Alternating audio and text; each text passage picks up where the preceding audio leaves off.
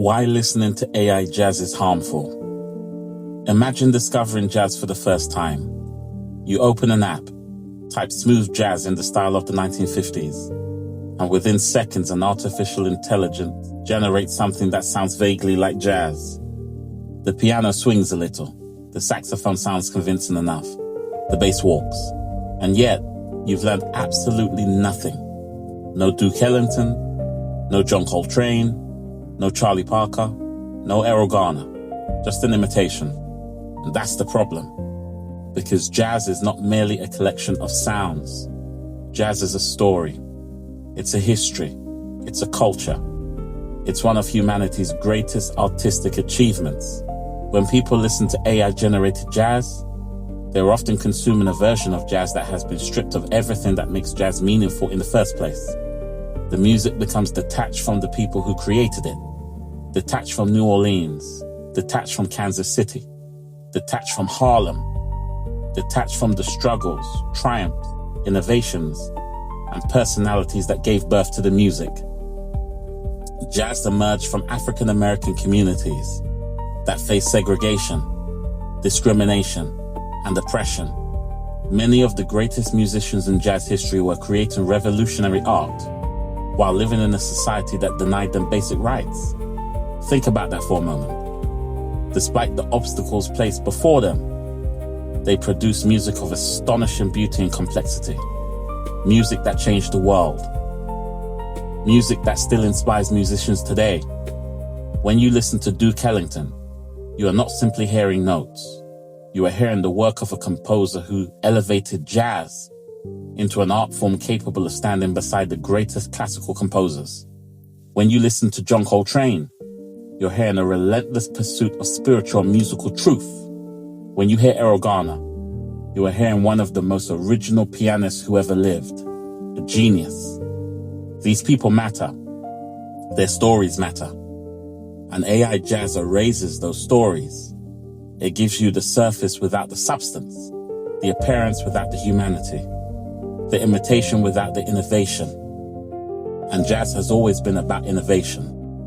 Louis Armstrong didn't sound like anyone before him. Charlie Parker didn't sound like anyone before him. Thelonious Monk didn't sound like anyone before him. John Coltrane didn't sound like anyone before him. The entire history of jazz is a history of individuals finding their own voice. AI does the opposite. It doesn't find a voice. It averages voices. It blends together what already exists. It looks backwards instead of forward. But jazz was never built on imitation alone. Jazz was built on originality. There's another loss as well. When you fall in love with real jazz, you don't just discover the music. You discover an entire world, a universe. You learn about record labels like Blue Note, Prestige, Riverside, Impulse, Steeplechase.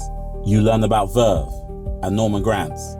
You learn about people like Alfred Lyon, Francis Wolff, Bob Weinstock, Orrin Keatnews, and Nils Winter.